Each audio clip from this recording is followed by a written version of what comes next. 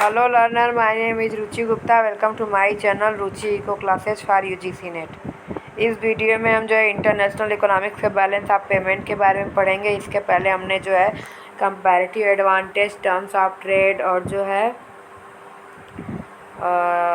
Absolute advantage और जो है कि हमने जो है रेसिप्रोकल डिमांड थ्योरी हमने किया है। तो अब हम जो है बैलेंस ऑफ पेमेंट के बारे में पढ़ते हैं। ये जो है फॉरेन एक्सचेंज से रिलेटेड एक इम्पॉर्टेंट टॉपिक है और ये बोल सकते हैं कि हमारे कंट्री के टर्म्स ऑफ ट्रेड और बीओपी के लिए बहुत ही इम्पॉर्टेंट है। ठीक, तो हम जो है कि अब स्टार्ट करते हैं अपने बैलेंस ऑफ पेमेंट के लिए। तो बैलेंस जैसे कि आप समझिए कि हमारा जो ट्रेड होता है, जब हमारी इकोनॉमी ओपन इकोनॉमी हो जाती है और हम ट्रेड में जाते हैं तो हम किस एक्सचेंज पे, किस फॉरेन मतलब फिक्स एक्सचेंज सिस्टम होगा या जो है कि फ्यूचर के लिए जो होता है हमारा डिफर्ड वो होगा।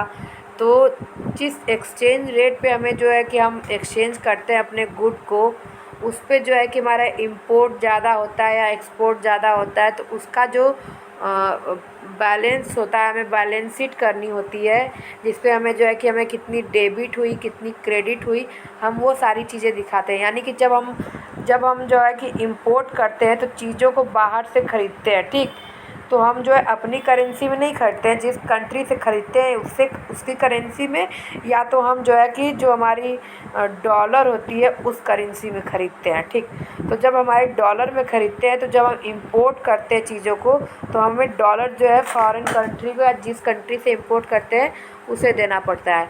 और जब हम एक्सपोर्ट करते हैं तो हमें जो है डॉलर जो है दूसरी कंट्री से हमें मिलती है। ठीक, तो इसमें जो है कि बैलेंस ऑफ पेमेंट जो है कि हमारा जो है जब हमें एक्सपोर्ट से मिलता है तो वो हमारा क्रेडिट होता है, और जब हम इंपोर्ट से देते हैं तो वो हमारा डेबिट होता है। ठीक, तो इन दोनों के बैलेंस होने को ही हम बैलेंस ऑफ पेमेंट कहते हैं। और बैलेंस ऑफ पेमेंट मतलब पेमेंट का बैलेंस होना, ये हमारी कंट्री के रिजर्व सिस्टम के लिए बहुत ही ज़्यादा ज़रूरी होता है और ये हमेशा ऑलवेज जो है बैलेंस ही रहता है। ठीक, और जो है क्योंकि इसमें कभी डेफिसिट नहीं होता। अगर डेफिसिट होता है तो हमारी कंट्री जो है किसी से जो है कि उधार ले करके उसे फुलफ़िल करती है।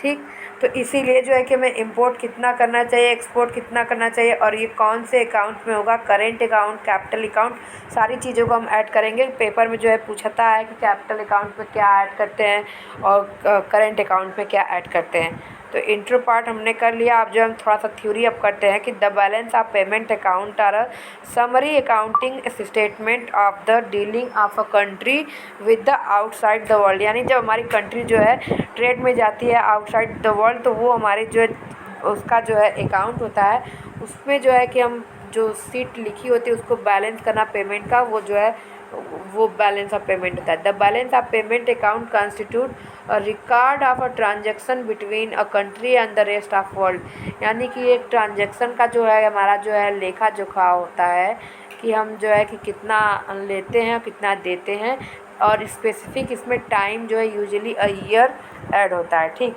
Hence the balance of payment are a flow not a stock. यानी कि जो हमारा ये बहुत ही इम्पॉर्टेंट चीज़ है कि the balance of payment are a flow not a stock concept. यानी कि पूछता है कभी कभी, फ्लो मतलब कि ओवर द टाइम होता है, जैसे आप कंजप्शन, और स्टॉक जैसे कि पर्टिकुलर एट अ पॉइंट हम मेजर करते हैं किसी भी टॉपिक को, एट अ पर्टिकुलर किसी भी कॉन्सेप्ट को, किसी भी वेरिएबल को जो है, वेरिएबल आप समझिए किसी भी वेरिएबल को हम एट अ पर्टिकुलर टाइम, जैसे मनी हो गया तो हम पर्टिकुलर टाइम पे मेजर करते हैं कि इतने इस टाइम पे इतना है। ठीक, लेकिन कंजप्शन जैसे है कि पर्टिकुलर इस टाइम तो नहीं होगा, जैसे एक दिन में इस टाइम से इस टाइम तक इनका कंजप्शन इतना है, तो ये फ़्लो हो गया। उसी तरह बैलेंस ऑफ पेमेंट को जो एक पर्टिकुलर टाइम पे नहीं बल्कि इस टाइम से इस टाइम के बिटवीन किया जाता है, ओवर द टाइम, तो ये जो है कि हमारा फ़्लो। तो इस तरह हमारा बैलेंस ऑफ पेमेंट जो है कि एक फ़्लो वेरिएबल है, स्टॉक वेरिएबल नहीं है। ये हमारा पेपर में पूछता है और ये बहुत ही इम्पोर्टेंट है। उसी तरह जैसे कि IS LM में पूछता है कि IS और LM क्या है, तो जो है IS हमारा जो है कंजप्शन से रिलेटेड होता है, गुड मार्केट से रिलेटेड, तो वो फ़्लो वेरिएबल होता है। ठीक, और जो है कि LM जो है मनी मार्केट से रिलेटेड होता है। मनी को हम एट अ पर्टिकुलर टाइम पे हम जो है मेजर करते हैं, तो ये हमारा जो है स्टॉक वेरिएबल होता है, ठीक। तो इसलिए जब IS LM बोथ पूछता है तो वो फ्लो एंड स्टॉक दोनों होंगे। IS जब पूछेगा, IS कमोडिटी पूछेगा, commodity market, IS good market, flow होगा, ठीक। और LM जो है मनी मार्केट, स्टॉक होगा। The balance of a firm और even the national balance sheet are stock. तो देखिए यहाँ पे दिया हुआ है कि द बैलेंस, यहाँ पे जो balance of payment are flow है, लेकिन balance sheet of a firm यानी कि एक पर्टिकुलर फर्म की जो है बैलेंस शीट है, even the national balance sheet यानी कि नेशनल इनकम की जो बैलेंस शीट होती है वो भी एक स्टॉक वेरिएबल है। There are two fundamental thing keep in the mind while talking of the balance of payment. The first is that distinction be made between debits and credit, यानी हमें जो है डेबिट्स और क्रेडिट के बीच में differences को देखना होता है। Secondly, debits and credit item put in proper सब अकाउंट, यानी जो हमारे सब अकाउंट्स है, करेंट अकाउंट और कैपिटल अकाउंट, ठीक, करेंट और कैपिटल। तो इसमें डेबिट्स और क्रेडिट आइटम कौन से किस में रखे जाएंगे ये ज़्यादा इंपॉर्टेंट होता है, ठीक। तो पहले हम जो है सेकेंड पार्ट पे चलेंगे। The balance of payment account presented as a table is usually divided into two main part. Each part has several sub division. The two main parts are the current account and the capital account, यानी हमारे जो BOP के दो accounts होते हैं वो current होते हैं और कैपिटल, इसी में जो है आइटम्स को डिवाइड किया जाता है, ठीक। और जो है सबसे बड़ी बात होती है, मैं आपको बता दूं, बैलेंस ऑफ पेमेंट हमारा जो है डबल एंट्री बुक होती है। सेकेंड थिंग कि जो भी आइटम हम लेते हैं ऐड करने के लिए उसको हम करेंट में भी करेंगे और कैपिटल में भी करेंगे, यानी कि नहीं, करेंट में भी उसको हम डेबिट्स में भी करेंगे और क्रेडिट में भी करेंगे, यानी कि अगर हमें मिलता है तो वो हमारी जो है कि क्रेडिट हुई और किसी दूसरे की जो डेबिट हुई, उस तरीके से। तो हम जो स्टार्ट करते हैं, आगे चलते हैं। The current account, this account shows all flow that directly affect the national income account of the country. तो ये जो करेंट अकाउंट है, ठीक, इसमें जो ये बता रहा है कि ये अकाउंट में हम उन सारी चीज़ों को ऐड करते हैं, डालते हैं, इंक्लूड करते हैं जो हमारे डायरेक्टली नेशनल इनकम को जो है इम्पैक्ट करते हैं, इफेक्ट करते हैं, ठीक। जैसे कि हो गया हमारा export and import of merchandise, यानी कि जो हमारे गुड, जो कि व्यापारियों के जो गुड होते हैं उनको जो है इनके एक्सपोर्ट और इंपोर्ट हमारे डायरेक्टली नेशनल इनकम पे इफेक्ट करते हैं, तो उन्हें जो है हम इंक्लूड करते हैं। Export and import of services, इनको जो है हम इंक्लूड करते हैं। Inflow and outflow of income, इनको जो है इंक्लूड करते हैं। इनकम फ्रॉम इन्वेस्टमेंट, ये एक मोस्ट IMP चीज़ है। यहाँ पे देखिए, वैसे तो इसमें सारी चीज़ें IMP है, लेकिन यहाँ पे ये वाला part, income from investment it came into the current account and investment, only investment in came in the capital account. अगर आपको जो है कि केवल इन्वेस्टमेंट पूछा कि इन्वेस्टमेंट किस अकाउंट में इंक्लूड होगा, तो आप जो है कैपिटल में करेंगे, क्योंकि वो इन्वेस्टमेंट है और इन्वेस्टमेंट से रिलेटेड जो चीज़ें होती है वो कैपिटल अकाउंट में जाती है। लेकिन अगर जब आपको पूछेगा इनकम फ्रॉम इन्वेस्टमेंट, यानी समझिए कि अगर फॉरेन कंट्री में हमारा कोई इन्वेस्टमेंट है और उससे जो इनकम अर्न हुआ वो हमारा, तो वो हमारे करेंट अकाउंट में आएगा, ठीक। देन इनकम फ्रॉम इन्वेस्टमेंट, फिर grant, remittance and other transfer, ठीक। अब हम नेक्स्ट पे चलते हैं, द कैपिटल अकाउंट। तो मैंने आपको जैसे पहले ही भी बताया कि मैं इंटरनेशनल इकोनॉमिक्स में जो है कि अब तक मैंने जितने भी कराए हैं, इसके बाद मैं फिर HO थ्योरी कंप्लीट करूँगी, और HO थ्योरी कंप्लीट करने के बाद फिर जो है कि मैं जितने टॉपिक कराया मैंने उससे रिलेटेड प्रीवियस ईयर क्वेश्चन मैं कराऊँगी, ठीक। जितने भी होंगे मेरे जो है कि 2004 से लेके उस सारे के सारे मैं प्रीवियस ईयर क्वेश्चन कराऊंगी।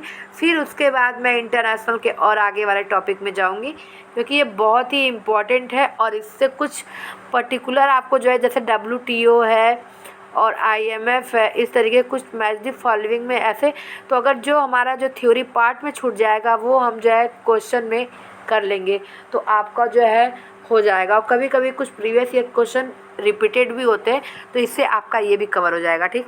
तो this account shows all flows that, और आपको आइडिया भी हो जाएगा कि किस तरीके से क्वेश्चन पूछता है अगर आप न्यू कमर हैं, ठीक। तो this account shows all flow that directly affect the national balance sheet. तो ये कैपिटल अकाउंट वो इसमें वो सारे ऐड किए जाते हैं जो डायरेक्टली अफेक्ट करते हैं बैलेंस शीट को नेशनल, यानी कि जैसे इन्वेस्टमेंट हो गया हमारा, जो हमारी बोरोइंग्स हो गई वो सारी। और हाँ, एक बात और कि ये आपको जो एमए वालों के लिए भी इम्पॉर्टेंट है कि मैं वीडियो जो भी टॉपिक होता है पूरी थॉरोली कराती हूँ, यानी पूरे एक्सप्लेनेशन के साथ कराती हूँ। जितना मुझे लगता है कि आपको एक एक पॉइंट समझाना चाहिए वो सारी चीज़ें मैं इंक्लूड करती हूँ। तो ये वीडियो जो है इकोनॉमिक्स एमए के लिए भी, बीए के लिए भी इफेक्टिव है। ठीक, तो this account shows all flows that directly affect the national balance sheet. It includes direct investment, portfolio investment जिसमें हमारा होता है एफपीआई, फॉरेन पोर्टफोलियो इन्वेस्टमेंट, और फिर होता है एक पीआई, नो एक और होता है, ठीक, and other private capital.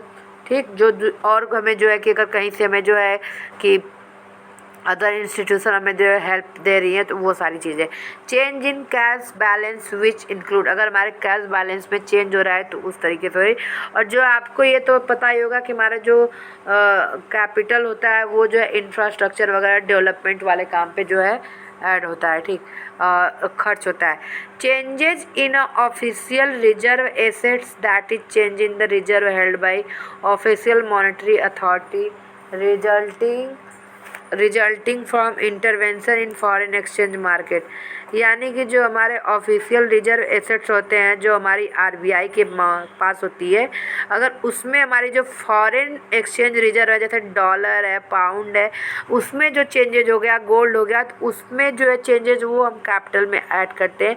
Changes in cash balance held by banks और अदर फॉरेन एक्सचेंज डीलर्स, यानी कि जैसे हमारा एग्जिम बैंक हो गया जो कि 1982 में आया था, एक्सपोर्ट इंपोर्ट बैंक, ये हमारा जो है फॉरेन एक्सचेंज से रिलेटेड है। तो ये भी अगर इसमें कुछ चेंजेज आते हैं इसके जो है कि रिजर्व में, तो वो भी हमारे जो है कि करंट अकाउंट कैपिटल अकाउंट में ऐड होंगे, ठीक। अब जो है दिया हुआ है item A above is actually a balancing item, यानी कि जो ये वाले आइटम है, ठीक, जो ये वाले आइटम है ये हमारे अकाउंट को बैलेंस करने के लिए होते हैं। जैसे कि आप ये समझिए कि हमारा जो यहाँ पे above is actually balancing item, यानी कि जो हमारा जो है कि अगर हमारा इंपोर्ट ज़्यादा हो गया, एक्सपोर्ट कम हो गया, तो यहाँ पे डेफिसिट हो गया, तो ये जो गुड होते हैं, ये जो रिजर्व होते हैं, इसके ज़रिए जो है कि हम ये जो एसेट्स होते हैं इसको रखते हैं जिससे कि हमारा इंपोर्ट और एक्सपोर्ट बराबर होता है, जो हमारा अकाउंट है वो बराबर होता है। और बराबर होने के बाद तो क्योंकि बीओपी हमेशा जो है बीओपी जो है हमेशा जो है पॉजिटिव बैलेंस होना चाहिए, उसमें डेफिसिट नहीं होना चाहिए, नहीं पॉजिटिविटी। अगर करेंट अकाउंट में हमारी पॉजिटिव होती है वो जा कर के कैपिटल अकाउंट में जुड़ जाती है, हम आगे पढ़ेंगे, ठीक। The main reason is that official reserve transaction are undertaken by the authority in the order to manage the country's balance of payment, यानी कि जो एसेट्स से रिलेटेड जो हमारी मॉनेटरी जो है रिजर्व सिस्टम कुछ जो रहती है वो हमारे, जैसे कि आरबीआई हमारे यहाँ रिजर्व बैंक ऑफ इंडिया, वो हमारे यहाँ करती है इससे रिलेटेड चीज़ें जो कि बैलेंस ऑफ पेमेंट करने के लिए इम्पॉर्टेंट होती है, और बैलेंस ऑफ पेमेंट वही करती है, कंट्री का वही देखती है, ठीक। दिस प्रिंसिपल इज दिस, अब जो है कि हम जो है हमने तो सेकेंड किया ना कि डेबिट्स और क्रेडिट आइटम हम किस में ऐड करेंगे। अब हम देखते हैं कि हम जो है डेबिट्स और क्रेडिट्स क्या होता है उसका difference. Remember two thing, first since the balance of payment table is an accounting statement, जो हमारा बैलेंस ऑफ पेमेंट टेबल है वो एक अकाउंटिंग स्टेटमेंट है जिसमें हम ऐड करते हैं, जिसमें हम जो है कि देखते हैं कि कौन सा कितना हमने डेबिट किया यानी कि कितना हमने लिया है, इम्पोर्ट किया है, और कितना हमने दिया है यानी कि एक्सपोर्ट किया है। The item balance in the aggregate, और हमारा जो बैलेंस होता है वो एग्रीगेट टर्म में होता है। The total debits always equal to total credit, यानी कि हमारा जो बीओपी होता है वो ऑलवेज बैलेंस होता है, there is no any deficit, there is no any positive, ठीक, सरप्लस। तो the total debit always equal total credits, any differences is shown as statistical discrepancy. यानी अगर हमारी जो है अगर यहाँ पे कोई भी डिफरेंस दिखाया जा रहा है तो हमारा जो है डाटा में प्रॉब्लम होगा, और जो है जिसने इसको जो है स्टैटिकल फॉर्म में डाला है अकाउंट में उसकी प्रॉब्लम होगी, यानी अकाउंटेंट की प्रॉब्लम होगी, उसने जो है गलती की होगी यहाँ पे, क्योंकि बीओपी को हमारा जो है ऑलवेज इक्वल होना ही चाहिए। तो ये जो जो अकाउंट जो है लिखता है उसको जो है इसके ऊपर बहुत बड़ी रिस्पॉन्सिबिलिटी होती है कि कितना ऐड कितना किस तरह होना चाहिए, ठीक। और वो जो लिखा होता है वो भी एकदम सही लिखा होना चाहिए। Every individual transaction in the balance of payment table appear twist. देखिए जो मैंने आपको बताया कि जो भी ट्रांजैक्शन होता है वो 2 बार जो है उसको हम ऐड करते हैं। एक जो है इसीलिए जो है इसको हम जो है बीओपी अकाउंट्स को हम जो है डबल एंट्री बुक करते हैं। देखिए every individual transaction in the balance of payment table appear twice 2 बार दिखाई देता है, क्योंकि जो है balance of account are built on the principle of double entry book keeping. हमारा जो डबल एंट्री बुक पे आता है और इसमें जो है कि हम एक डेबिट्स में दिखाते हैं एक क्रेडिट में दिखाते हैं, ठीक।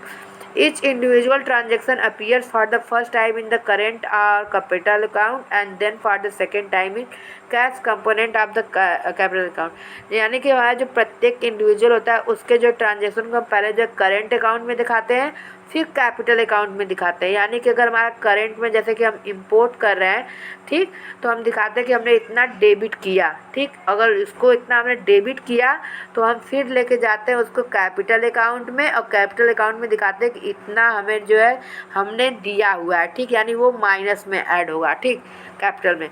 और फिर अगर हमने एक्सपोर्ट किया है तो हमने इतना क्रेडिट किया है, ठीक, इतना क्रेडिट किया है तो हम इसको लेके जाएंगे कैपिटल में और यहाँ पे पॉजिटिव साइन में डालेंगे कि इतना हमें पॉजिटिव यानी कितना हमें मिला है, ठीक। तो any action that create any obligation for a foreign economic agent to pay a domestic economic resident is a credit. यानी कि अगर जो है कि एक पर्सन जो कि फॉरेनर है अगर वो जो है डोमेस्टिक कंट्री से जो है कुछ लेता है, कुछ उनसे डिमांड करता है तो उसके बदले में वो जो पे करता है वो हमारा क्रेडिट होता है। और हमारी जो डोमेस्टिक कंट्री होती है फॉरेनर कंट्री से कुछ डिमांड करती है उसके बदले में जो वो उसे पे करना पड़ता है उस गुड के बदले में, वो हमारा जो है डेबिट में आता है, ठीक। ये हमारा हो गया। तो जो है नेक्स्ट हम करेंगे अपना जो है एचओ थ्योरी हम नेक्स्ट करेंगे, और मार्केट ब्योरिंग नहीं एचओ थ्योरी पे अब हम जाएंगे। पहले हम ट्रेड थ्योरी कर लेते हैं सारी, उसके बाद जो है और भी इंटरनेशनल टॉपिक में जाएंगे।